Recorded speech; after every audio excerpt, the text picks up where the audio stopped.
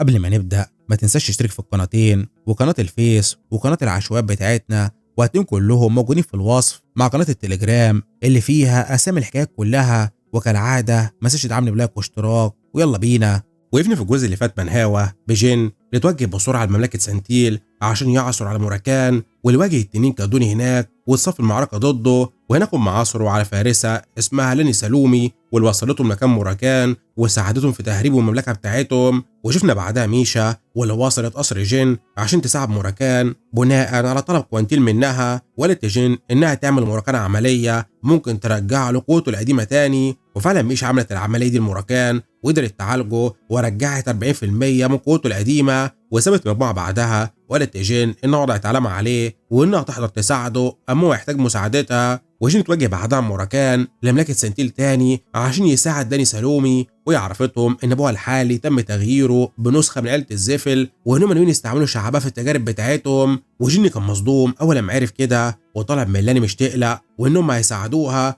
ووعدها بانه ينقذ شعبها. وبنكمل احداث بلاني اللي بيتكلم جن موراكان وهي بتقول لهم ان لكام سنه فاتوا في عيله الزفر كانت بترشي وتشتري ولايات اشخاص مهمين في المملكه عندهم، وان الاشخاص دول كان قائد الحرس الملكي اللي هي جزء منها. بتقول لهم ان ابوها قدر يرصد الرشاوي والتحركات المريبه دي وطلب منها تحقق في الموضوع في السر، وان في شخص هو كان بثق فيه غيرها. وجن بيسالها لابوها الملك كان مستني تاج التحقيق عشان يبدا عمليه تطهير كبيره عندهم، وهي بتقول له فعلا وان عيله الزفل خطفت ابوها بمجرد اما هو استلم تقرير وبدا يجهز قوات الحرس للتحارب ضد الخونه. بتقول ان بعد كده هم وضعوا شخص شبه ابوها كملك عندهم وبداوا يكملوا في المخططات بتاعتهم للسيطره بالكامل على المملكه عندهم. بتقول لهم الملك الجديد ده مختلف بالكامل وانوش بيحتوي على اي قوه مقدسه على عكس ابوها، وعشان كده هي اتعرفت عليه بسرعه. وتقول لهم انها بدات تدور عليه وتشك فيه وقررت تراقبه. اتفاجئت بصندوق وصل لغرفتها كان موجود فيها اصابع ابوها الحقيقي، ومراكان بيكون متعصب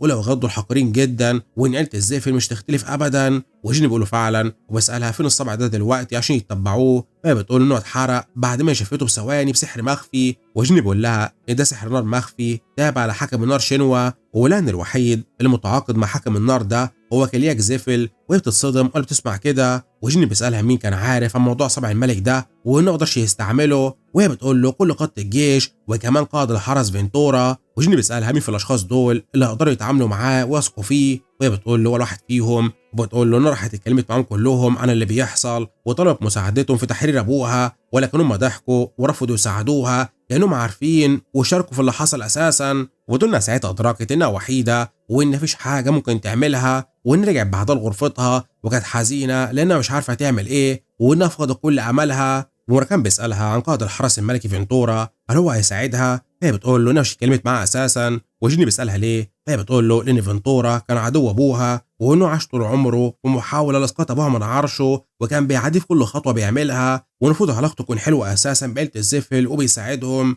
وجيني يكون مستغرب وانه فهم وان عشان كده هي ما طلبتش مساعدته، وهي بتقول له فعلا وان ابوه كان بيكره فينتورا ده جدا لدرجه انه كان بيكون غاضب اما بيشوفه في اي مناسبه. وجيني بيسالها طيب ابوها كان بيتعامل مع باقي القاده عندهم ازاي زي بونت مثلا وكانوا المعاونين بتوعه، وهي بتقول له انه كان مرعوب دايما منه وان حتى في وقت فراغه كان بيتمشى معاهم كنوع من الترفيه. وجيني بيبدا يفكر وان ده غريب جدا وان التعامل ده مش طبيعي، وبيقوم وبيطلب منها تتحرك وانه عايز يروح يقابل القائد فينتورا ده حالا. وما كانش فاهمه وده سنه بيتكلم عن ايه، وان لسه قايله له ان فينتورا اكيد خائن ومش هيساعدهم. وجيني بيسالها لو بتعتقد ان ابوه كان مغفل عشان يسيب خونه زي فينتورا والباقي حواليه كده وهو عارف ان عيله الزفل بتشتري الولاءات عندهم وده وقت كشف الحقيقه. وفعلا المجموعه بتوجهه لمكان القائد فينتورا، ولاني بتقول للحرس انها حضرت تقابل القائد في مهمه وما بيسمحوا لها بالدخول، ولكن اول ما بيوصلوا البوابه الداخليه الحرس بيراقبوهم وبيطلبوا انهم يتوقفوا وان مش مسموح بالمرور غير ما هم يسلموا الاسلحه الموجوده معاهم. ولاني بتطلب من جن يسلم الاسلحه بتاعته وبيقول لها طيب وانه فهم. ولاني بتقول لهم بعد ما دخلوا ان لو فعلا فينتورا عميل عند عيله الزفل هو مش هيرحمها وانه هيسجنها وهيقتل ابوها الحقيقي عشان يخفي الدليل. ومراكان بيطلب منها ما تخافش من اي حاجه وانه معاها وان في شخص يقدر يقبض عليها ويأذيها. ولاني بتقول له ان حتى لو ما رجعوا في الهروب من المكان وهم مش هيتركوا ابوها الحقيقي وانهم لازم يقتلوه. وجيني بيعتذر لها ولا انا ما اعتقدش ان ابوها لسه عايش اساسا وان عيله الزفل مش اغبياء عشان يسيبوه عايش، ولان البديل اللي هم زرعوه خلاص بقى الملك مكانه وان عيله الزفل عملوا اللي هم عايزينه وما اعتقدش هم يسيبوه عايش. وهي بتقول انها فهمت وان تحليله منطقي وانها فكرت في كده في الاول برضه، وبتقول له بس هي مش هتوصل برضه القرار غير ما تقابل فينتورا، وان ممكن هو اللي يكون عنده دليل او معلومه اخيره. وفعلا هي بتدخل تقابل الفارس فينتورا ده وهو بيراقبها، وده انه يضحك وان دي مفاجاه، وانه توقعش ان الفارسه هيلانيا تحضر مكانها بنفسه، وان الملك بتاعهم كان قلقان جدا عليها وبيسألها صحيح مين الاشخاص دول الموجودين معاها، وانه اول مره يشوفهم موجودين عنده في المملكه. وهي بتقول له دول اصدقائها ويزوروها هنا، وبتعصب وبتطلب منها توقف كدب عليه وانه مش غبي، ويقول لها دول اوغاد اللي هجموا على جنود وقتلوهم وهربوا بيها، وانه عايز يعرف هم بيعملوا ايه هنا، وقال لها بس ده مش مهم، وان طالما هي رجعت مكانه دلوقتي فاكيد هي رجعت عقلها تاني وعرفت الموقف اللي هم فيه، وانها عرفت ان ابوها هيموت لو هي عملت اي غلطه. وبيكلم مساعده كين ويقول له عرف عيله الزفل ان هم قبض على الوغاد دول وياخدهم بعدها للزنزانه اللي تحته، وانه عايز يحقق معاهم وان في اسئله كتيره هو محتاج يسالها ليهم. ومراكان بيحرك قوته وانه واضح انه مضطر يخلص منهم، ولكن جيني بيوقفه وقطه منه ينتظر، ومراكان بيستغرب وبيسأله بيعمل ايه وليه وقفوا كده، والمفروض هم يمنعوهم من اخبار عيله الزفل عنهم، والحراس دول بيروحوا لهم ويطلبوا انهم ما يتحركوش من مكانهم ويستسلموا بهدوء، وان هم في خطر كبير لو هم ما سمعوش الكلام، وبعرفين ان قائد فينتورا رايحين معاهم لحد دلوقتي، ولكن هم لو رفضوا فهم يموتوا بسرعه. ولاني بتراقب فينتورا اللي بجاهلهم وراح يراقب السيف بتاعه، وهي بتكون مصدومه وبتقول انها كانت غلطانه والمفروض دي ما كانتش تحضر لهنا وده خطير عليها، وان هي لو وضعتهم في ازمه، وبدنا تبكي وبتقول المملكه المقدسه ضاعت بسببها وانها عملت كارثه لانها ضعيفه، وبتنادي على جن ومراكان وبتطلب انهم يهربوا ودي غلطتها هي وانها تتحمل نتائج افعالها دي، ولكن جن بينادي عليها وبتطلب منها تقف بكاء وترفع راسها وان هم لسه بيبداوا اساسا. ولاني بتراقب الحارس كين ومساعده وتتفاجئ بان في شخص قطع راسهم، وهي ما بتكونش فاهمه وبتقول اللي بيحصل، وفنتورا اللي هجم عليهم بيعتذر جن ويقول انه مش عارف هو اتعرف على لاني ازاي، ولكن هو شاكر ليه لانقاذها. ولاني بتراقبه بتكون مصدومه ومش فاهمه اللي حصل وبتقول له عمل ايه وانها فكرته خائن، وفنتورا بيقول للاني انه هو سعيد انها حضرت هنا وانها ممكن ترتاح دلوقتي وانه هيتعامل مع كل حاجه من اول اللحظه دي. ومراكان بيراقب اللي حصل وما بيكونش مصدق وبيسال جن هم عملوا ايه وليه فنتورا هجم على فرسان وقتلهم وانه مش فاهم اي حاجه، وفنتورا بيدخل سيفه تاني وبيشكر جن ومراكان على حضورهم، وليلاني انه بيعتقد ده الوقت المناسب اللي هم يتكلموا فعلا اللي حصل لهم.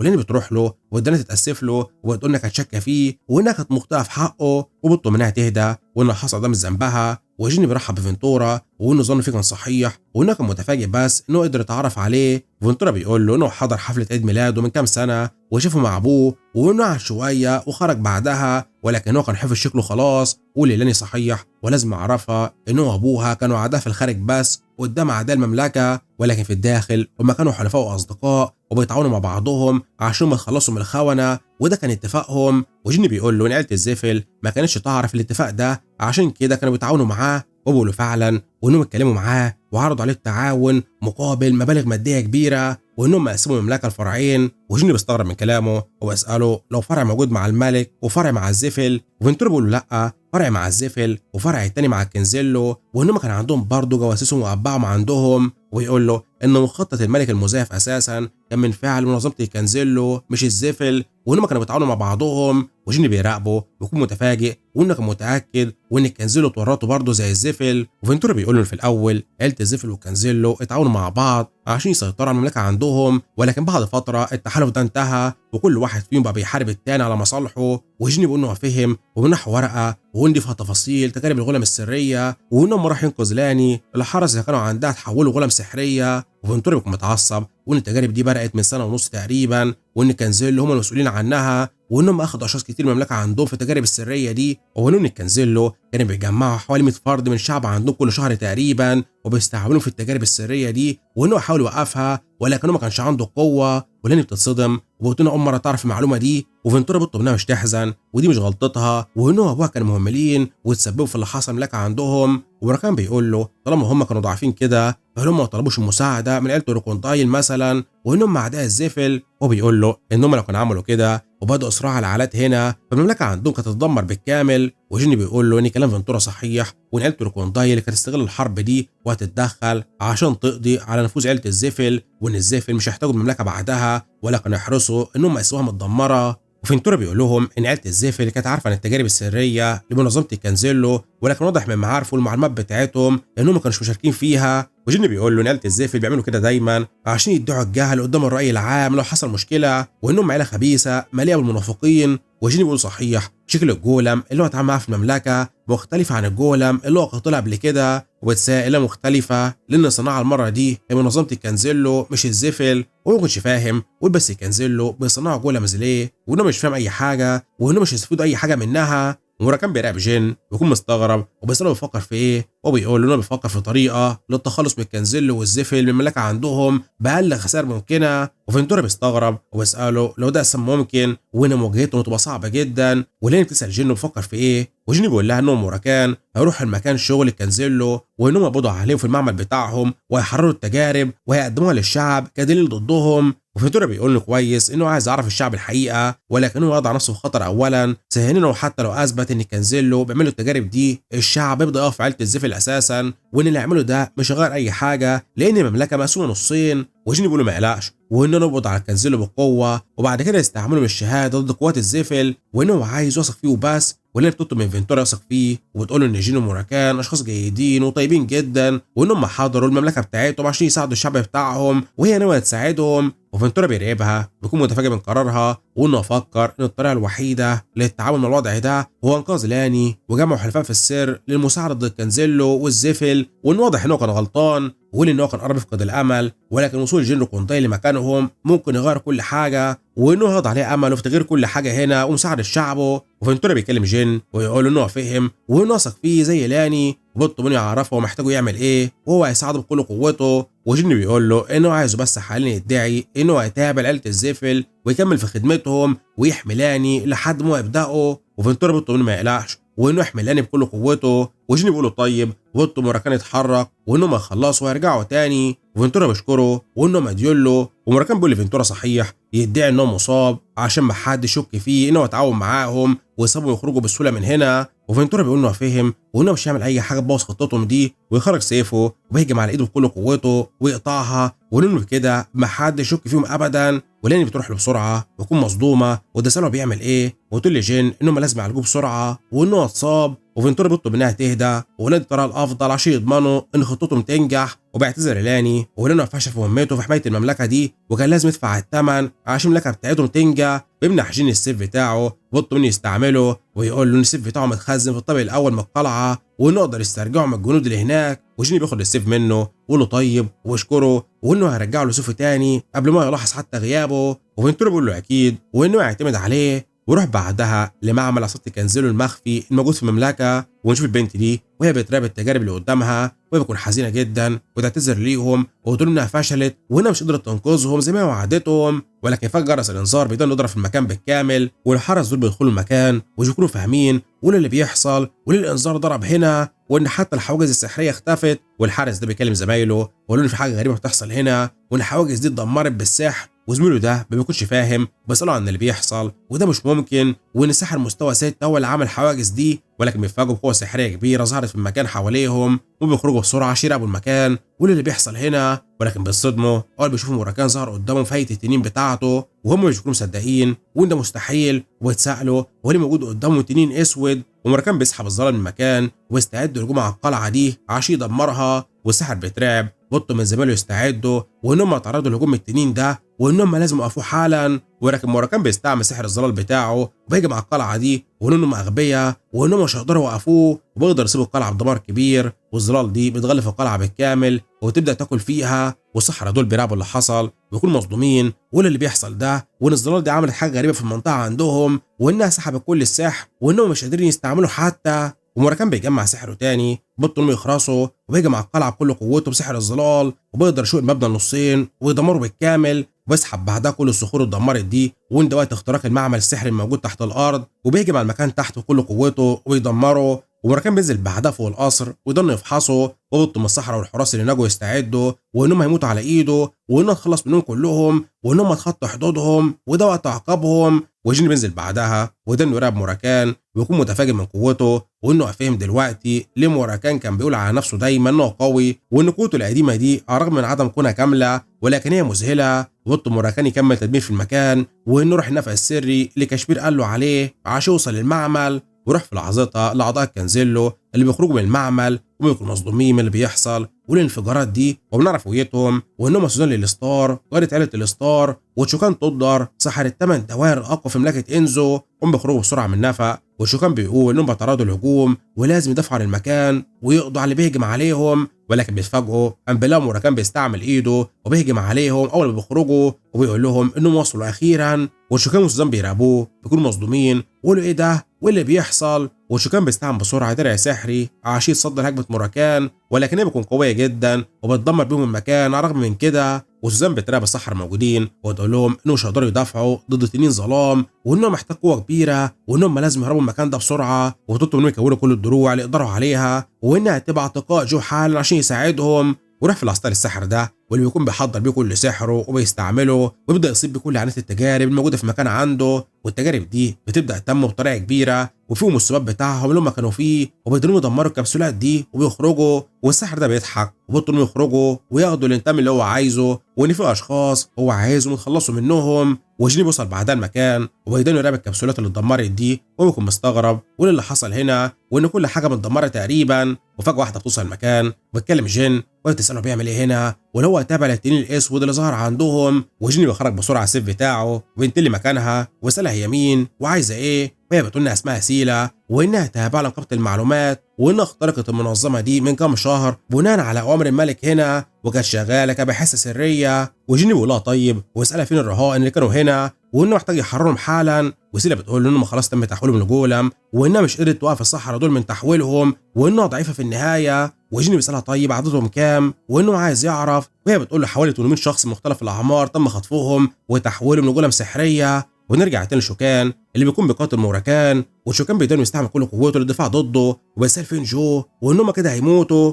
والسحر جو ده بيوصل في وسط المكان وبيراقب مراكان ويقدر انه يضحك وبيساله عن اللي بيحصل هنا وانه كانش يعرف ان التنين كمان هتظهر في المكان ده. وشوكان وسوزان بيراقبوه ويكونوا متفاجئين وانه ظهر اخيرا وانهم كانوا في انتظاره ويطلبوا انه يساعدهم. وجو بيتاسف لهم عن تاخره وانه كان بيعمل حاجه مهمه واشتغل فيها وانه كان لازم يرحب بالضيوف بتوعهم وبيخرج في العصر الكبير من الجولة من المكان. وجو بيضحك ورحب بيهم وبطلوا يرحبوا بالتنين الاسود وانه ما اعتقدش يقدر يتفوق عليهم في القوه مهما كانت قوته. وجو بيكلم مراكان وبيساله عن رايه هو ناوي يعمل ايه، هل هو ناوي يهرب ولا هيفضل يحاربهم والاعداد دي اكبر بكتير من قوته وانه مش هيقدر يصمد قدامهم. بطل الجولمز دي يبداوا في الهجوم وده وقت كشف قوتهم الحقيقيه. وفعلا الجولمز دي بتحضر كل قوتها وبتبدا تهجم على المراكان باستعمال نفس الطاقه بتاعتها. وجو بيقدر انه يضحك ويقول لمراكان انه هيندم على حضوره لهنا وده دفع الثمن بالنسبه له. ومراكان بيراقب الجولمز اللي بدأوا يهجموا عليه بكل قوتهم وبيسال جن فين وده يكون مزعج جدا وانهم هيستهلكوا طاقه كبيره التخلص منهم.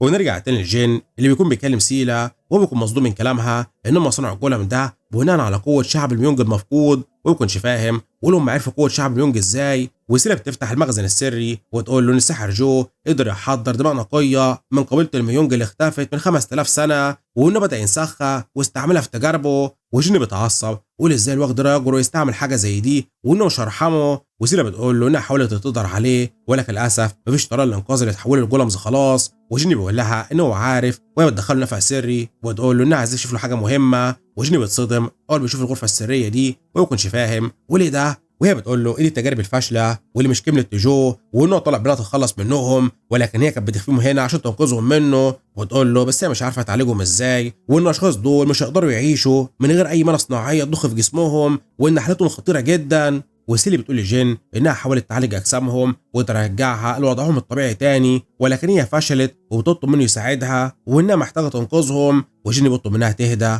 وده سبب حضوره هنا وانه هيساعدهم. ولكن فجاه قوه سحريه كبيره بتبدا تظهر في المكان والاشخاص دول بيقدروا يعانوا من القوه اللي ظهرت. وسيلي بتراقبهم وتكون مصدومه وبتقول المانع اللي بيتم امداد المعمل بيها تم قطعها وانهم لازم يساعدوهم بسرعه، ودي كارثه بالنسبه لهم. وجيمي يكون مستغرب وان كل المال اللي هنا تم امتصاصها وده مش امر طبيعي، وان واضح ان المعركه بدات. وجيني بيطلب من سيلي تعتني المصابين هنا لحد ما هو يرجع عشان يساعدهم، وهي بتقول له طيب، وانها فهمت وتطلب منه يسرع، وانها مستحيل تقدر تحافظ على حالتهم لاطول فتره ممكنه. ونرجع تاني لموراكان اللي بيكون بيواجه جولامز دي، وجو بيقدر انه يضحك وبيسأل موراكان ومفكر نفسه هيقدر يقضي على كام واحد فيهم، وانه ما عندوش امل في القضاء على الاعداد دي كلها، ويطلب منه يستعد وانه يقضي عليه قريب، وانه يحوله لعين التجارب عنده. ولكن جين بيوصل مكان في لحظتها وبيعتذر موراكان عن تاخره، وبيطلب منه يبدا. وموراكان بيقول له انه حضر اخيرا، وانه كان كابح قوته لحد ما هو يوصل،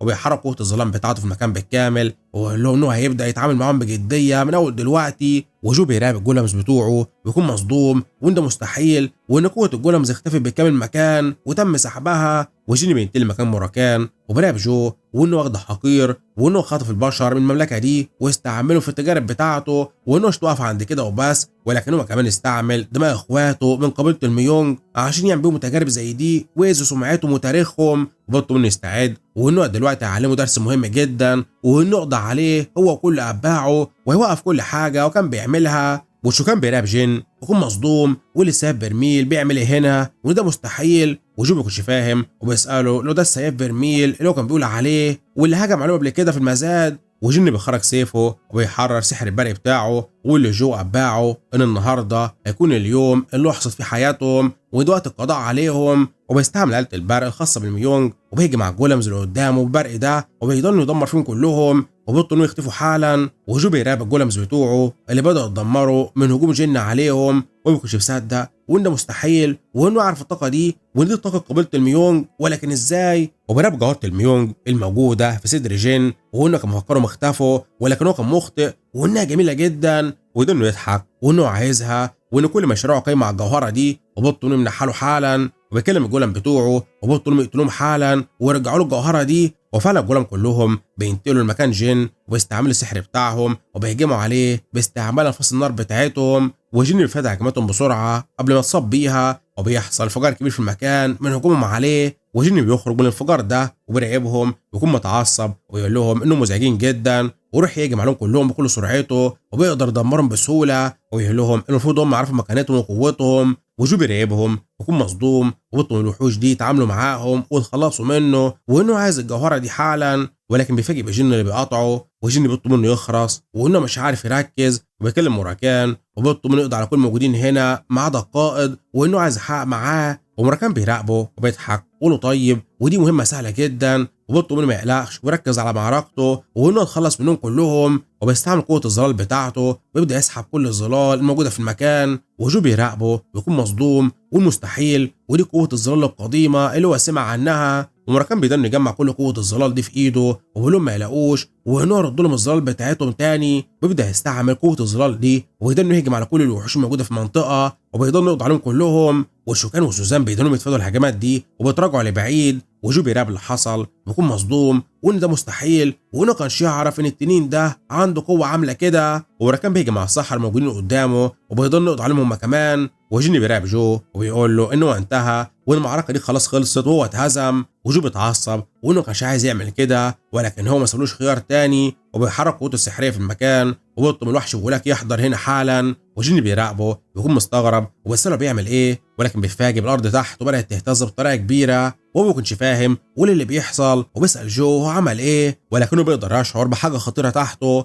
وبيهرب بسرعه عن المكان وبيتفادى بسرعه هجمه الوحش الضخم اللي ظهر تحته، وهو ان ده كان خطير جدا. وجيني بيراقبه بيكون مستغرب، والوحش ده ضخم جدا وانه في نفس حجم الخصم موراكان تقريبا، وده مش طبيعي. وصحيح كمان الوحش ده قوته والطاقه اللي فيه غريبه، وانها طاقه مشؤومه عامله زي طاقه الشياطين تقريبا. وجو بيراقبه ويدنه يضحك وبيسال جن عن رايه وهل هو معجب بالوحش بتاعه ده، وبيقول انه هتعب جدا من صناعه الوحش ده والمفروض يكون معجب بيه وان شغله هو الافضل. وبيطلب منه يراقب الوحش المرعب ده وانه عباره عن ناتج لتجاربه وانه الافضل وانه صنعه عشان يواجه بيه الاشخاص الاقوى. وبيقول له ان الوحش ده تم صناعته عن طريق دمج جسم وحش الفيل الابيض الاسطوري وجلده ودم الوحوش المختلطه اللي هم اصطادوه من البحر الاسود، وكمان قلبه ومركزه تم صناعته عن طريق 5 قلوب عنقاء اقوياء، وان الاشرف على عمليه صناعه الوحش ده كان كلياك زفل بنفسه، وقدر انه يضحك ويقول له ايه دي التحفه الفنيه الافضل بتاعته اللي هو صنعها، وان في الساحر يقدر يعمل زي ما هو عمل كده، ودي التحفه الفنيه الافضل. وبلطم الجن يراقبه،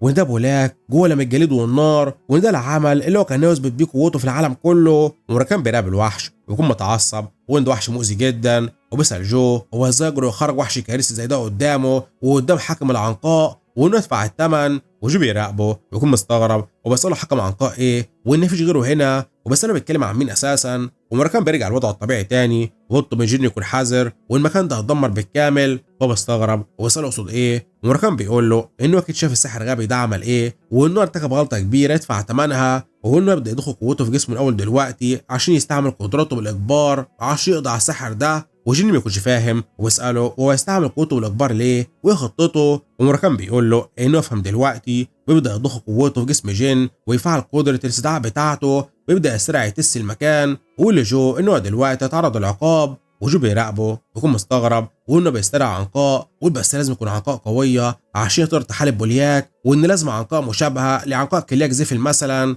ولكن جو بيتصدم اول ما يشوف تيس ظهر قدامه، وبيقول مستحيل، وبيساله عن اللي بيحصل هنا وليه حكم العنقاء موجود في المكان ده وده مش ممكن. وتيس اول ما بيشوف جو بيكون متعصب وبيحرك قوته الكامله في المكان بعد ما سحب قوه جين. ومراكان بيراقبه وقدر انه يضحك وانه حرك قوته الكامله لاول مره من فتره كبيره بسببه هو، وانه لان الجن كان متعاقب بتاعه اساسا كان زمان مات دلوقتي من النار اللي هو حررها دي. وتيس اول بيشوف الوحش اللي جو استدعاه بيستعمل النار بتاعته وبيغلفه ويبدا يحرق المكان بالكامل ويكون متعصب جدا. وجو بيراقب اللي بيحصل ما بيكونش مصدق وبيسال جين هو عمل ايه وازاي هو سرعه تيس العنقاء الاقوى، وان في الساحر الفتره الزمنيه دي كان قادر يعملها نهائيا. وتيس بيحرك قوته بيبدا يجهز الهجوم بتاعه في لحظتها وبيهجم على الوحش وجو بكل قوته بالنار الزرقاء بتاعته. وجو بيراقبه بيكون مرعوب ويطلب الوحش يبتلع النار بتاعته حالا، ودي كارثه. والوحش بيبدا فعلا يبتلع النار خاصه بتيس عشان يوقف هجمته، ولكن تيس بيزود النار بتاعته ويبدا يضغط عليه بطريقه اكبر،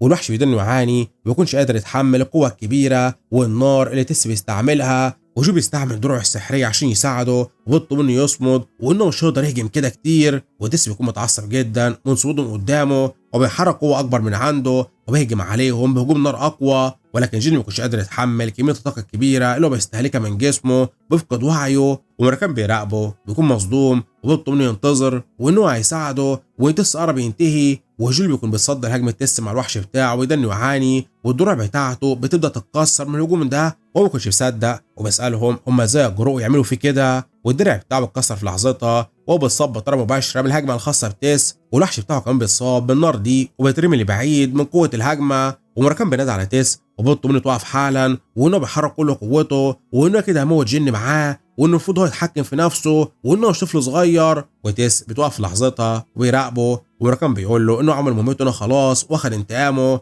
وبيطلب منه يرجع. وتيس فعلا بيوافق على طلبه وبيختفي من المكان وبيرجع العالم العنقاء بتاعه تاني. وجولي كان مصاب بطريقه كبيره بيراقب اللي حصل ما بيكونش مصدق وانه مش متخيل انه قضى على منظمه سحره الظلام في هجوم واحد، وان حط اقوى اختراعاته ما نفعتش، وبيعتذر القائد بتاعه وبيقول انه فشل وانه خذله. ولكن فجاه القائد ده بيظهر في مكان وبيطلب من جو ما يقلقش وما يكونش نادم على اي حاجه، وانهم يقدروا يبنوا كل اللي هم خسروه تاني هنا طالما هو موجود معاهم. وجو بيكون متفاجئ والقائد بيعمل ايه هنا، ومراكان بيراقب الطاقه الغريبه اللي ظهرت دي بيكون مصدوم واللي بيحصل واللي ظهر ده، وجن بيقول له انه ما يعرفش ولكن ده خطير جدا. وجو بينحنوا قدامه وبيقول له انه بيحيي القائد وبيعتذر عن حضوره بنفسه، ومراكان وجن بيراقبوه بيكونوا مصدومين ويقولوا ايه ده وده قائد كانزيلو. ومراكان ما بيكونش فاهم وبيسال الجن انا اللي بيحصل هنا وانه فكره بشري ولكن ده ملوش علاقه بالبشر. والقائد ده بيرحب بجن ومراكان ويقول له انه مش متخيل انه قابل اشخاص الآلة الزفل وملاك البيمنت كلها بيبحثوا عنهم، وانه اتشرف جدا برؤيتهم. واللي الجن ان هو سمع ان مراكان رجع جزء من قوته القديمه وانه هو سعيد انه عمل كده عشان يقدر يساعد ابن عيلته روكوندال الاصغر في تحقيق اهدافه. ومراكان بيتعصب ويساله هو مين وازاي هو عارف الامور دي عنه هو وجن، والشخص ده بيسال مراكان هو بيتعامل معاه كده ليه وازاي يقدر ينسى الشخص اللي انقذ حياته بعد ما تيمار حاول يقتله لانه خرج عن السيطره في الماضي. ومراكان بيطلب انه يخرس وانه واضح انه عباره عن شيطان قديم وانه اتصنت عليهم وسمع اشياء كتيره ولكن مش هو الشخص اللي فقد السيطره يومها، وانه سمع غلط. وبيضحك وبيساله لو عايز يقول ان تيمار هو اللي خرج عن السيطره وهو كان بيحاول يوقفه، وبيساله لو مش بيظن ان ذكرياته تم التلاعب فيها اكتر من لازم وان مستحيل تيمار كان يحاول يقتله وختم قوته لو هو اللي كان خرج عن السيطره. وراكان بيتعصب ويحرك قوته وبيطلب منه يخرس وبيقول له انه لو ذكر اسم تيمار مره تانية فهو هيقتله وبعدها يرسل بعض كنزله للجحيم وراه. وجيني بيكلم راكان وبيطلب منه يهدى ويقول له ان الوقت ده بيحاول يستفزه مش اكتر وان المفروض ما يتهورش. والشخص ده بيخرج في لحظتها كره سحريه في المكان وبيضحك ويقول له راكان ان القضاء عليه كلمه كبيره جدا وانه ما كانش يقدر يقولها له حتى وهو في قمه قوته وشبابه من 1000 سنه. وفجر الكره السحريه دي ويقول له انه عارفه قيمته دلوقتي واتحرك قوه سحريه كبيره في المكان. وراكان ما كانش فاهم وبيساله بيعمل ايه ولكن بيتصدم قام بيلاقي نفسه انتقل لمكان غريب وبيراقب مكان حواليه وما كانش مصدق وليه المكان ده. والشخص ده بيكلم راكان وبيساله هو خايف وبيقول له انه طول عمره كان ضعيف ضد السحر العقلي وبيساله لو مش قادر يفهم ان في مشكله في الذكريات بتاعته ولو ما لاحظ انها مختلفه عن الحقيقه. وبيسال راكان اللي هو اللي تعب بالذكريات بتاعته عشان يغير الماضي وينسى اللي حصل وانه اكيد عارف ان مستحيل تيمار هو اللي خرج عن السيطره وعمل مشاكل. وراكان بيطلب منه يخرس وانه بيكذب ولكن بيتصدم قام بيلاقي تيمار ظهر قدامه في المكان تحته. وراكان ما بيكونش فاهم واللي بيحصل. والشخص ده بيسال راكان اللي هو نادم على اللي هو عمله لتيمار وان هو شاف كل حاجه يومها ولكن هو فاهم ليه هو لعب في ذكرياته وانه عمل اشياء سيئه ومش عايز يفتكرها. وراكان بيدنه يعاني قال بيسمع كده وبيطلب منه يتوقف وانه بيكذب وبيقول انه عارف انه مش بيكذب عليه وانه خسر صديقه ومش عايز يتقبل اللي حصل ده. ويقول له بس اللي حصل ده كان الحقيقه وانه المفروض يواجه اللي هو عمله ويقول لجن على افعاله.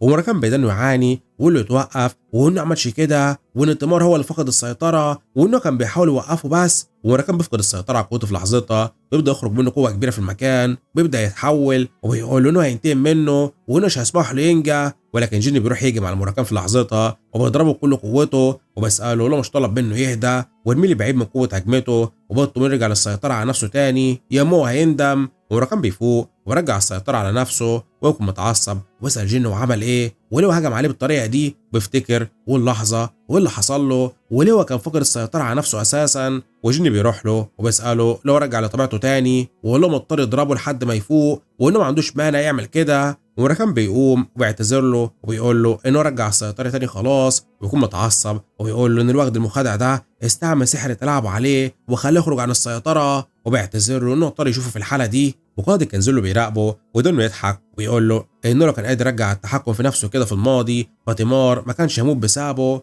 وراكان بيقول له يخرس وجيني بيطلب منه يتراجع ويقول له انه بيتكلم كتير بالنسبه لشخص قال انه يقدر يقف البطريرك الاول تيمار وانه له بالقوه دي المفروض كان يقدر يقضي عليهم بهجمه واحده من غير كلام او سحر عقلي. وبيساله بيعمل ايه ولو بيشتري وقت لنفسه وبيساله لو عايز ينقذ اتباعه ولا يمنحهم وقت الهروب وردش عليه. وجيني بيضحك وانه كان عارف انه ضعيف وانه كان قوي كان يقدر يقبض عليهم بقوه مش بالالعاب بتاعته. وبيساله ايه خطته ولو ضاع وقتهم. وقائد بيقدر انه يضحك وانه صدمه وانه في الواقع محيف كلامه وده المتوقع من ابن عيلته لكوندايل. ويقول له انه فعلا ما يقدرش يعملوا حاجه حاليا او يقاتلهم وان عشان كده هو هيني الحوار ده دلوقتي. وبيستعمل سحره وبيخرج سيف كبير مكون من كميه من الاشواك الصغيره. وجيني بيراقبه بيكون مصدوم وان ده مش وهم وان واضح انه مش بيستعمل سحر وهم وبس وانه قادر على القتال. وقائد ده لجين انه لازم يخرج من هنا ولكن هو الاول محتاج ينظف الاشياء المزعجه اللي خذلته. وبيكسر السيف اللي هو خرجه ده وبيخرج منه كميه كبيره من الاشواك وبيهجم بقى على المكان. وتشيكون بيفوق في لحظتها وبيراقبه ويكون مصدوم واللي بيحصل. ولكن واحده من الاشواك دي بتصيبه في لحظتها بصيبه كبيره وتشيكون بيدنه يتألم ويكونش فاهم وصل القائد وعمل ليه كده. وبيعتذر له ويقول له انه ما عندوش وقت عشان ينقذه هو كمان وانه مشغول وهو مش هيفيده وان لسانه ده ممكن يعمله مشاكل لانه بيتكلم كتير. وبيستعمل سحره بيبدا ينقل الجو الصحراء اللي هو عايز ينقذهم واللجين انه كان متشوق للقائه وانه في انتظار مره قادمه اللي هيتكلموا فيها. بيفتح بابه عاديه وبيخرج من المكان واللجين المره القادمه اللي هيتقابلوا فيها هو مش هيكون بيستعمل بس سحر الوهم والمفروض يكون حذر منه. وجيني بيراقبه بيكون مستغرب وبيسال قائد الكنزله ده عباره عن ايه وايه سر قوته دي وانه ما يعرفش ايه طبيعته ولكنه عشان يقدر يستعمل سحر الوهم ده على راكان فاكيد هو خطير جدا وقوي. وراكان بيراقبه بيكونش فاهم ومين الوغد ده وانه بيشعر بانه شيطان قديم طالما هو قادر يستعمل سحر ابعاد زي ده بسهوله كده. وجيني بيقدر يفكر وان ممكن هو شيطان فعلا طالما هو عارف راكان وتيمار وانه كده عمره فوق 1000 سنه بكتير لانه هو عارف عن قبيله الميونج برضه وانه بيعتقد ان ده شيطان عمره من عمر القبيله وان حقيقه ان هو اتدخل بنفسه عشان ينقذ جو وياخده معاه بيدل على انه مهم جدا بالنسبه له. وجيني بيروح لشوكان اللي بيكون لسه بيموت وبيراقبه وبيسأله لسه ما ماتش، ويقول له إن لو كان مكانه كان يبقى غاضب جدا إن القائد بتاعه عمل كده فيه وخانه، وبيسأله لو عنده اعترافات أخيرة قبل ما هو يموت. وشوكان بيخرج ورقة معاه وبيطلب منه ياخدها، وده الكتاب السحري بتاع الجرموار. وجيني بياخد ورقة منه فعلا، وشوكان بيموت وبيطلب منه يستعملها بحرص. وجيني بيقرا الورقة دي ويقدر يشوف التفاصيل المكان اللي شوكان ساب فيه الكتاب السحري بتاعه. وجيني بيقول إنه واضح إنه كان عايز يتعلم السحر بتاعه عشان ما يختفيش معاه بموته، وإن السحر بيختفي مع السحر بتاعه مع تاريخه لو ما كانش عنده وريث يستعمله. ويكون مستغرب وصحيح الجرموار ده هو تقريبا سمع عنه قبل كده وإنه محتاجه. وجيني بيروح بعدها للكهف عشان يطمن على سيلة وكل المساجين اللي كانوا معاها، واللي مراكا انه محتاج يعثر على القديسه وعارفها هتساعده في الوصول لكتاب رؤول زفل بعد ما ياخدوا كتاب شوكان. ولكن جيني لما بيدخل بيتفاجئ بالمساجين دول هما بيبكوا، هو ما بيكونش فاهم وبيسالهم عن اللي بيحصل. وليه هما بيبكوا؟ هما بيقولوا له ان القديسه سيلي استعملت كل قوه حياتها عشان تنقذهم وان ضحت بحياتها عشانهم. وجيني بيكون مصدوم والمستحيل ونتوقعش ده هيحصل ابدا. والشخص ده بيقول لجين ان سيلا قبل ما تموت طلبت منهم يمنحوا الكتاب ده وانها قالت انه يكون مهم جدا بالنسبه له. وجيني بيراقب الكتاب اللي بيحتوي على ملاحظات ومعلومات سيلا بيكون متعصب ويطلب منه ما تقلقش وانه هيحرص انه يكشفهم كلهم ويعاقبهم، وان التضحيه بتاعتها دي مش هتكون على الفاضي. وبشكر سيلي وهو لنا كانت قديسه فعلا، وبيعتذر لها انه مش قدر يوصل لها في الوقت المناسب. وراح في العصر شخص بيوصل خارج قلعه مدمره دي وهي بدنا تراقب مكان بعد الدمار اللي حصل فيه، وانه واضح انها اتاخرت وبنعرف هويتها وانها معلمه جن من حياته السابقه فالاريا هيستوريا. وروح بعدها مقر منظمه الكنزيلو وبنشوف بشكير اللي يكون بيتكلم مع اعضاء المنظمه ويكون مستغرب وبيسالهم عن اللي بيحصل والنقاب بتاعه متاخر، وبيسالهم متاكدين انه يكون بخير. وبيكلم قائد قبيله الذئب الابيض وجيش الكنزيلو بريشت وبيساله لو كمان مش قلقان، وريشت بيقول له انه ما يعرفش وانه نصح بعدم التدخل وان بعيدا عنهم هما الاثنين هو بيكره كل البشر والمفروض هو كان يسيب جو والباقي يموت وخلاص. وبشكير بيقول له ان جو شخص مهم جدا بالنسبه لهم وانهم محتاجينه في الخطه بتاعتهم وان كاكا لازم يستعمل قدره الالعاب بتاعته ويرجعه. ولكن بيكون بيتكلموا بيتفاجئ بالقائد اللي بيرجع مع الساحر جو المكان بعد ما هو خلص مهمته، وبشكير بيرتاح وانه رجع اخيرا وانه كان قلقان جدا عليه. والقائد ده اول بيخرج من البوابه بيبدا يعاني، وبشكير والكل بيتجمعوا حواليه بسرعه وبيكونوا مرعوبين وبيسالوه بخير وقلت انه ما يلاقوش وانه بخير وانه محتاج يرتاح بس شويه. وبشكير بيطلب منه يتحرك وانه هيساعده وبيشكره وبيقول له ارتاح شويه بس. وبرشت بيروح لجو بيكون متعصب جدا وبيحرك قوته وبيقول له واخد غبي والمفروض مش ينسى فضل القائد عليه لحد يوم موته وانه كان هيضحي بنفسه عشانه وانه لولاه هو كان هيقتله دلوقتي. وقائد بطل برشت يهدى وما يكونش قاسي عليه ودي مش غلطته وانه ما كانش في حاجه يقدر يعملها اساسا، وانه كمان عارف هويه الولد برميل اللي هجم عليهم ده وانه ابن عيلته الرقنديه الاصغر وانه قوي جدا وانه مش عارف مين غيرهم اللي يعرف المعلومه دي. وبشكير بيتصدم وقال بيسمع كده وبيصله يقصد ان برميل ده هو جيرو كوندايل قوله فعلا. وبشكير بيقول له دي مشكله، وقائد بيراقبه ومستغرب وبيساله مشكله ايه وبيساله هو بخير. وبشكير بيقول له ما فيش وانه متفاجئ بس من الخبر وانه كانش متوقع بس ان جيرو كوندايل حامل علم الاحتياطي هيكون هو برميل القوي ده وانه ده خبر مش طبيعي بالنسبه له. وقائد بيقول له انه مش بس برميل عدوهم ولكن هو كمان قدر يتعلم سحر قبيله الميونج المفقود واخد الكريستاله بتاعتهم والقوه الموجوده عندهم، ده غير انه عمل عقد مع حاكم العنقاء تيس واللي مفيش شخص قدر يعمل معاه عقد بقاله فتره كبيره، ده غير طبعا انه عمل عقد مع حاكم الظلال سولدرايت والتنين بتاعه وان بكده عيله روكوندايل خلفت العهد بتاعها مع عيله الزفل، وان اكيد شيرون عارف وبيساعد جن ويقول لهم ان معنى كده ان عيله روكوندايل بتحضر حرب ضد عيله الزفل اساسا وان القاره هتبدا فيها حرب مدمره وهم لازم يكونوا مستعدين برضه. وبشكير بيقدر يفكر في اللي بيحصل وان ده خطير وان لو كلام القائد عن جن ده صحيح هو ورط نفسه معاه وان جن في الاول اثناء الحفله ضرب بوفار وعمل مشاكل معاه وبعد كده هو حضر ورشه بوفار وقال انه عثر عليه هناك بالصدفه واستفزه عشان يدخل ضده في معركه وانه فكر ده مجرد صدفه ولكن ده كله كان تخطيط جن وانه عمل كده عشان يقرب من بوفار ويراقبهم ويعرف مكانهم. وبشكير بيقول لحظه اما هو كان بيتكلم مع بوفار يومها عن ميعاد تسليم البوصله في الجزيره هو شعر بحضور خفيف في المكان ولكن ما عصرش لاي حد، وان شوكان قال له ان برميل كان عارف هو امتى خرج البوصله بتاعته وسرقها منه لانه هو عارف كل حاجه عنها. وبتسائل لو معنى كده انه نائب القائد هو الشخص اللي سرب المعلومات دي لجين وهو سرق البوصله على اساسها، وبشكير بيكون متعصب وانه لازم يتحمل مسؤوليه، ويكلم القائد ويقول له ان في حاجه مهمه هو عايز يقول له عليها، ولكن القائد بيقاطعه ويقول له ده مش وقته وانه عمل كارثه. وبرشت بيراقبه بيكون مستغرب وبيساله كارثه ايه وانه مش فاهم، والقائد بيقول له انه نسي حاجه مهمه جدا. هم بيسالوا حاجه ايه وهو بيقول لهم جرموار اول زيفل المعروف بنار 1000 سنه المدمره، وانه كتاب السحر الاقوى والمفروض كان يبقى موجود هناك، ولكن هو كان يفقد قوته عشان كده اضطر يخرج بسرعه عن المكان. وبيسال جو لو الجرموار ده موجود معاه وانه كان على الجزيره، وجو بيتاسف له ويقول له لا وانه مش موجود معاه. وبرشت بيتعصب ويروح يمسكه وبيساله هو بيعمل ايه وازاي عقاب منظمه سحره الظلام اللي عندهم يفشل في المواد البسيطه اللي زي دي، وانه يسرح هناك عشان الكتاب ده. وجو بيطلب منه يهدى وبيقول له ان منظمه سحره الظلام بتاعته اتدمرت بالكامل على ايد جن، وانه الوحيد الناجي منها، وانه ما يقدرش يقتله لانهم محتاجينه. وبرشت بيحرك قوته وبيستعد للهجوم عليه وبيساله مفكر ان ده عذر يحميه من الكارثه اللي هو عملها وانه هيقتله. واشكير بيراقبه بيطلب منه يتوقف وانه ما يقدرش يعمل كده، وبيطلب منه يحترم وجود القائد عندهم وانه انقذه. وبرشت بيقول له طيب ويرمي جولي بعيد ويقول له انه واخد ملعون وانه مش هيسامحه ابدا، وانه لو شافه مره تانية فهو هيقتله. والقائد بيكون متعصب وان دي كارثه وانه مش خسروا بس البوصله المهمه، ولكن كمان خسروا الكتاب السحري الخاص برؤول الزفل واللي كانوا هيستعملوه ضد عيله الزفل وانهم هيعانوا. وبيسال بشكير هو كان عايز يقول له صحيح وانه عايز اخبار مناسبه، وبشكير بيقول له مفيش، وانه كان عايز يساله لو عنده اي معلومات عن الجرموار، ولكن هو قال كل حاجه خلاص. وقال له صحيح عيله الزفل ما كانتش عارفه تعثر على الكتاب ده من زمان، وعيله روكوندايل ما تعرفش حاجه عنه اساسا، وان لو جن هو اللي اخده فهم يسترجعوه بسرعه، وان افضل له ما يكشفش غلطاته حاليا وركز على المستقبل. وقائد بيقول انه محق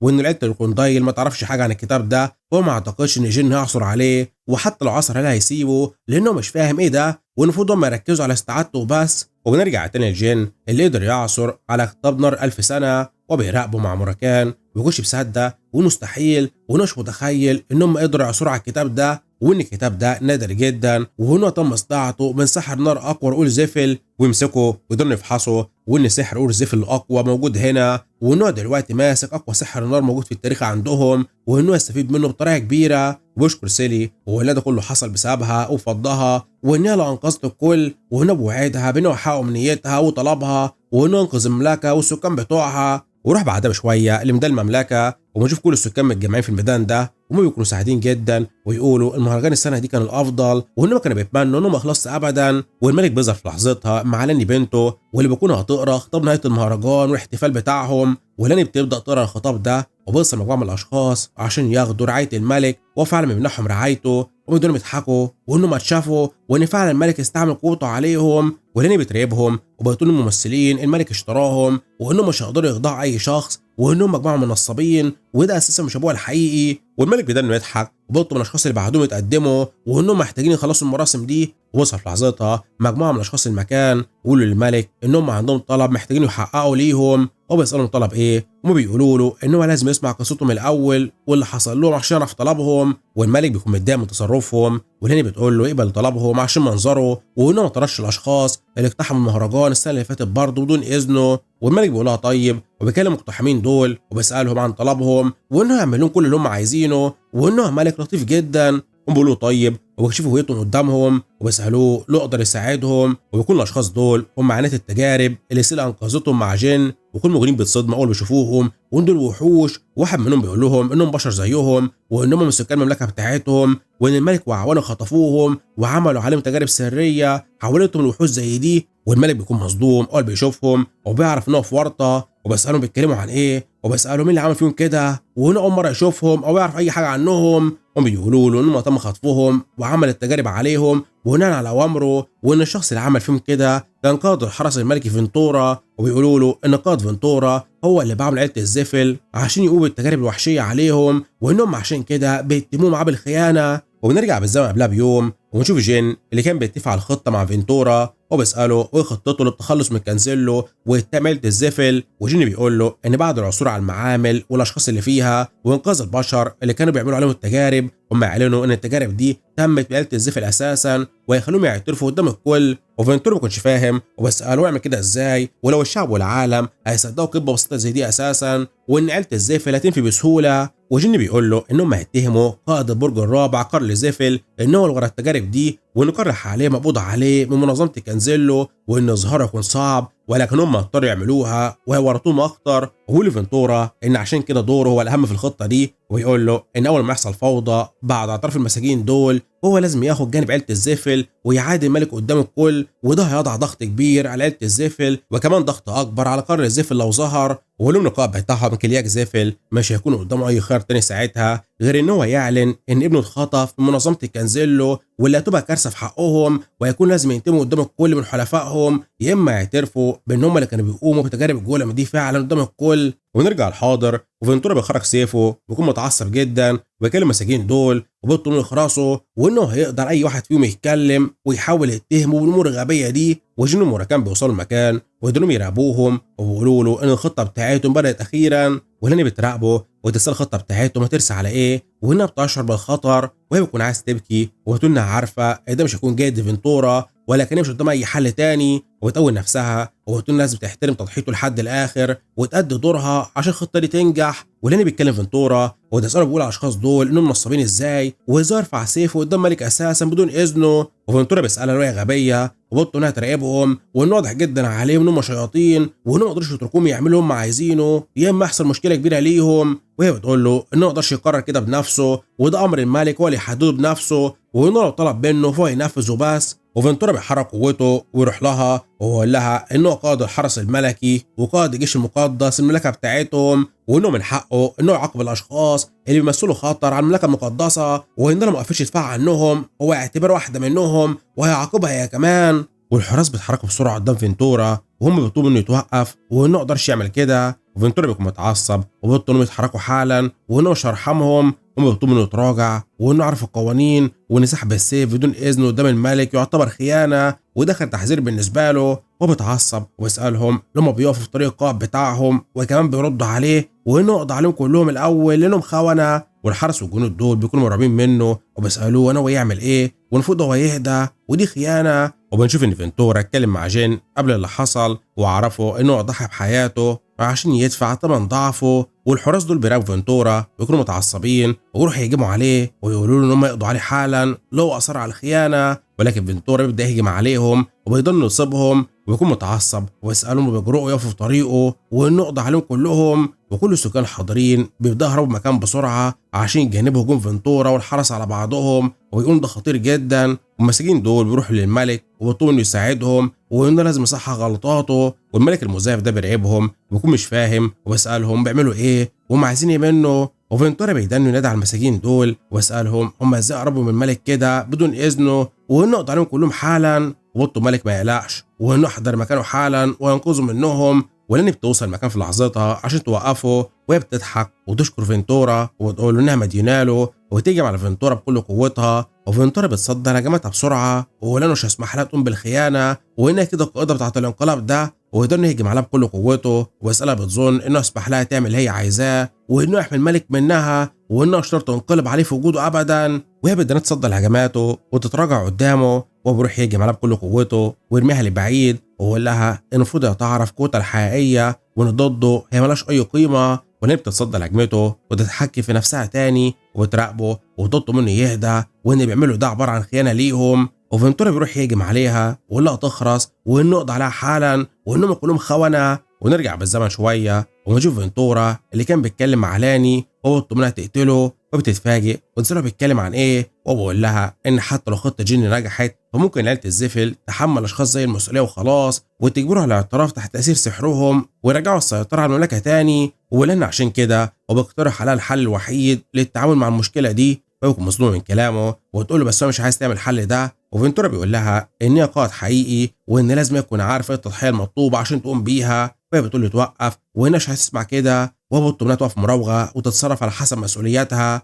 وان جين اللي ملوش علاقه بموضوع حتى حضر عشان يساعدهم والمفروض يكون مستعد برضه وانها تاخد منصب الملك على المملكه المقدسه كلها. وهي بتقول له بس ما تستحقش المنصب ده، وإنها ما عملتش أي حاجة ومش قدرت تنقذ شعبها، وإن هم اللي بيساعدوهم بداية أساسا. والدنيا تبكي وبتقول له إنها مش عايزة تعمل كده، وإنها عايزة تكون مجرد فارسة، وإنها فقدت أشياء كتيرة ومش مستعدة تتحمل مسؤولية زي دي تاني. ولكن فينتورا بيحرك قوته وبيطلب منها تسكت وتسمع كلامه لحد النهاية، وإن لو فارسة مقدسة والمفروض هي تعمل كل اللي تقدر عليه عشان تنفذ مهمتها لحماية المملكة بتاعتهم دي. وهو بيقول لها إن ما اقدرش تقول على دورها سهل مقارنة بيه، وإنه وقت الملك المزيف عشان يدعي إنها جزء من أتباع الزفل، وإنه هيدمر شرفه كله في ثواني، وبعدها هي هتقتله عشان تثبت للكل إن هي الفارسة المقدسة الأقوى عندهم، وإنها حمت أبوها لحد النهاية وهتستلم العرش منه. وبيعتذر لها ويقول لها إنه عارف إيه ده حمل تقيل عليها، وإنه حمله هينتهي بمجرد ما حياته ينتهي برضه على عكسها، ولكن ده الخيار الوحيد الباقي قدامهم لحماية المملكة بتاعتهم.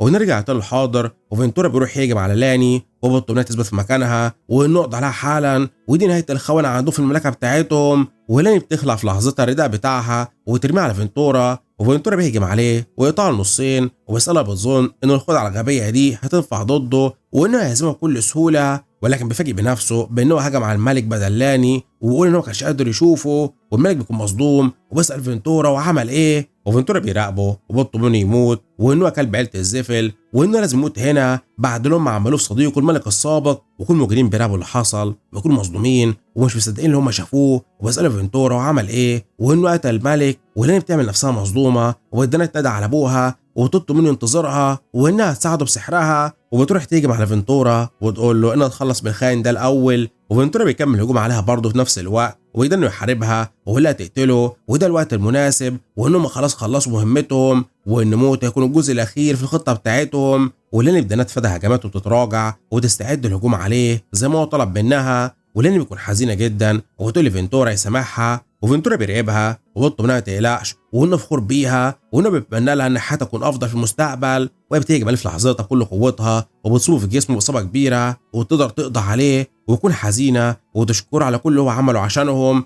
وتتاسف له ان حياته انتهت كخائن عشان ينقذهم. وقائد وصل المكان في لحظتها وبطلوا الكل يتحركوا عشان يحموا الملك بتاعهم، وبيسالوا فين فينتورا وايه الفوضى دي، ولكن بيتصدم اول بيشوف اللي حصل وان فينتورا مات هو والملك. ولاني بدنا تبكي على الملك المزيف ده وتطلب منه يفوق، وبتقول ان ابوها مات على ايد فينتورا. والقائد ده بيكون مستغرب وبيطلب من ابوها يقبضوا على لاني عشان يحققوا معاها، وبيسالها عملت ايه وانه كان متاكد انها خاينه من البدايه. ومراكان بيراقبه وبيتعصب وبيسال جين انهم هيتدخلوا، وجين بيقول له لا لسه، وانه مش محتاجين يتدخلوا دلوقتي. والسكان دول بيتدخلوا بسرعه وبيقدروا يشتموا القائد ده والفرقه بتاعته، وبيسالوهم ان هم مش كفاهم ان هم كلاب عيله الزفل، وان الاميره لاني عانت بسببهم وفقدت ابوها، ولكن كمان هم عايزين يقبضوا عليها وانه مش هيسمحوا لهم ابدا. ولاني بترعبهم وتضحك وتقول ان خطتها بدات تنجح، وده وقت بدايه الجزء اللي بعده عشان ينتهي منهم، وتستعمل سحرها وتغلف المكان بالكامل حواليهم وتقول ما يلاقوش وانها هتساعدهم. والقائد وكل الموجودين بيكونوا مصدومين والمستحيل وده سحر مقدس. ولاني بتستعمل سحرها وتنشره وبتقول للكل يوقفوا صراع ما بينهم وانها تستعمل قوتها لحل الخلاف ده. والسكان بينحنوا قدامها بسرعه وانها ورثت القوه المقدسه من الحاكمه ايولا، وانها فعلا الملكه الجديده بتاعتهم. ولاني بتنشر القوه بتاعتها دي في كل مكان وتقول لهم انها من اول دلوقتي هي الملكه الجديده للمملكه المقدسه فانكيلا، وتشكر فينتورا وتقول له انها ما كانش عارفه هتعمل ايه لولا تضحيته. وبيعدي بعدها شويه وقت وبنعرف ان تم تعيين لاني كملكه رسميه على المملكه المقدسه فانكيلا بعد وفاه الملك ابوها واستعمال القوه المقدسه الضخمه قدام الكل، وان بعد صعودها للحكم الحوادث اللي كانت بتحصل في المملكه تم انهائها بسرعه والامور رجعت لطبيعتها تاني، وان اول حاجه عملتها هي القبض على المتهمين اللي فينتورا حضر بيهم قايمه ومنحها لاني قبل الحادثه، ودول كانوا اشخاص متعاونين مع الزفل وعيله الكنزيلو. وبنشوف لاني اللي بتخرج عشان تكلم شعبها عن اللي حصل، وهي بتقول لهم انها اتاكدت من التجارب والخيانه اللي حصلت وانها اتواصلت مع عيله الزفل، وانهم قالوا لها انهم ما لهمش علاقه بالموضوع، وان على حسب كلام البطل اللي هو انقذهم فاللي عمل كده هو كارل الزفل قائد البرج الرابع في عيله الزفل. وبتقول لهم انها بتطلب التفسير الرسمي على الاتهامات دي من عيله الزفل، وانها مش تدفن ابوها وتتعامل معاهم تاني غير ما هم يعترفوا. وتبدا بعدها الاخبار تنتشر في كل مكان في القاره عن اللي عيله الزفل عملته، ويقولوا انهم تعاونوا مع خونه في المملكه المقدسه واختلوا الملك بتاعهم، وان لاني بنته هي اللي مسكت الحكم مكانه، ودلوقتي عايز تفسير منهم يا اما ترفض التعاون معاهم وبنشوف فردان زفل اللي بيستلم المعلومه دي من الاخبار وبيكون متعصب وبيتسائل عن اللي عيلته بتعمله ونوع الكارثه اللي اخواته عملوها المره دي وانه لازم يشوف بنفسه. وبنشوف دانتي اللي بيقرا الاخبار وبيكون متفاجئ وانه واضح ان عيله الزفل وقعت اخيرا في شر اعمالهم. وبروح بعد روز روكوندايل زوجة شيرون وهي بتقرا الاخبار دي وتقول ان اخيرا عيله الزفل وكانزيلو قاموا بالتحرك بتاعهم وانها كانت في انتظار سبب للتدخل في المملكه المقدسه فتره كبيره. وتكلم جوشوا وتقول له انها تعرف زوجها شيرون بقرارها وتطلب منه يتوجه المملكه المقدسه حالا مع الجنود بتوعه عشان يقدموا التعزيه للملكه الجديده ويحرصوا ان دورهم هناك يزيد وياخدوا سيطره اكبر من عيله الزفل. ويشرب الله حاضر وانه يتحرك حالا. وروح بعدها لونا اللي بيكون موجود عند قبر المربيه بتاعتها بتسألها عن اخبارها وهنا بقى فتره من زارتها، ولكن هي بتتفاجئ في لحظتها بكشمير اللي وصل المكان وبقدم لها نفسه وقال لها ان هو كشمير ودول فيروس وكوجان وان هم شغالين لحساب اخوها جين. ولونا بترحب بيهم وتسالهم اللي هم ابناء ماريوس اللي هي سمعت عنهم وانها كانت عارفه انهم هيحضروا زيارتها وبتطلب منهم يروحوا يزوروها وانها كان في انتظارهم برضه. وبروز بتكون حزينه وقدامها تشكرها وتروح بسرعه على القبر بتاع والدتها وبتعتذر لها عن تاخرها عنها. ولونا بتراقبها ودنيا ما سمعش كتير عنهم من جين، ولكن واضح ان علاقتهم بماريوس كانت كبيره جدا وانها في النهايه الشخص اللي ربتهم. وبتراقب كوجان وتكون مستغربه وتساله لو محتاج حاجه منها. وكوجان بيراقبها وان لونا دي كانت امها بتحكي عنها دايما وانها الوحيده اللي اعتبرتها بنتها فعلا في عيله روكوندايل وانها كانت بتحبها جدا. وكوجان منحني قدام لونا وبشكرها على الاهتمام بامه لحد النهايه وانه مديون ليها. ولونا بتكون متفاجئه من كلامه وتساله يقصد ايه. وكوجان بيشكرها وقال لها ان امه اتكلمت عنها كتير وقالت انه الطف شخص شافته في حياتها وكانت دايما فخوره بيها. ولونا بتشكره وتطلب منه يروح يزورها برضه وانها متاكده انها مفتقداه جدا. وكوجان بيقول لها اكيد وروح فعلا القبر خاص بامه ماريوس وباعتذارها عن تاخره عنها طول الفتره اللي فاتت دي. وكشمير بيلاقي اللي حصل بيكون متفاجئ وما توقعش ده ابدا وده اول مره ليه يشوف كوجان بيضحك كده وانه كانش يعرف انه قادر يعمل كده. وجين يقول لونا صحيح ده ما كانش السبب الوحيد اللي هم حضروا عشانه لهنا وانه حضر عشان يسلمها رساله من اخوها الاصغر جين. وتستغرب وتساله جين محتاج ايه وودنا تقرا الرساله. وجين بيقول لها انها كده عارفه عن الوضع في مملكه فانكيلا حاليا وانه موجود هناك وبعرفها انه اكلم الصحفي دينو عشان ينشر كلامه في الصحف العالميه وانه عايز يحضر فانكيلا في اسرع وقت ممكن وهو عرف خطته كل حاجه بمجرد ما توصل هناك. وروح بعدها كلاك زيفل اللي بيكون بيتكلم التبع بتاعه والتبع بيقول له انه ما قدروش يتخطوا الحادثه دي بمجرد الصمت والنفي وده صعب جدا. وكلاك بيقول له انا كنتش متوقع كده ان في بطل هيظهر وينقذ المساكين الموجودين في مملكه فانكيلا وهيهتم بنقار اللي هو عمل كده. ويقول له انه قدامه خيارين يا اما يعلن ان ابنه مخطوف اساسا من كانزيلو وده اثر على قوته وهيبته قدام الكل يا اما يعلن ان العيله نفسها هي اللي كانت بتقوم بتجارب الجولم وياخد ضربه كبيره في شرف العيله ويخسروا امور كتيره وان الخيارين دول اسوأ من بعضهم. ودنه يضحك ومش مهم ويطلب منه يتواصل مع قائد كانزيلو ويطلب منه يخرج ابنه كارل في المقابل اللي هو عايزه وانه عنده مهمه ليه وانهم هيشيلوا المسؤوليه زي ما البطل ده عايز. وبعد بعدها كام يوم وبنشوف السفن اللي بدأت توصل من كل الممالك والعائلات الكبيرة عشان تقدم واجب العزاء للملك السابق والمشاركة في الجنازة بتاعته. وبنشوف السكان واللي بيكونوا غاضبين جدا وفي انتظار وصول سفن عيلة الزفل وهم يقدروا يشتموهم ويطلبوا انهم يفسروا اللي هم عملوه وانهم قتلوا الملك السابق وكمان استعملوا الشحامون في التجارب بتاعتهم وانهم لازم يتحملوا عواقب. ولكن بيفاجئوا في لحظتها بسفينه حربيه كبيره تابعه للزفل بتظهر فوقهم والسكان دول بيكونوا مصدومين واللي بيحصل ولعيله الزفل ارسلت سفن حربيه لهنا وده مش طبيعي. وسفينه الزفل دي بتبدا تستعمل صوت المانا عشان تكلم كل السكان الموجودين في المكان وبيعتذروا لهم عن وصول متاخرين وان عيله الزفل حضرتهم نتائج التحقيق اللي عملته. ومركان بيراقبهم ولو غاد دول حضروا لهنا عشان يطلبوا السماح ولكن هم مغرورين جدا لدرجه انهم حضروا سفينه حربيه. وجيني بيقولوا فعلا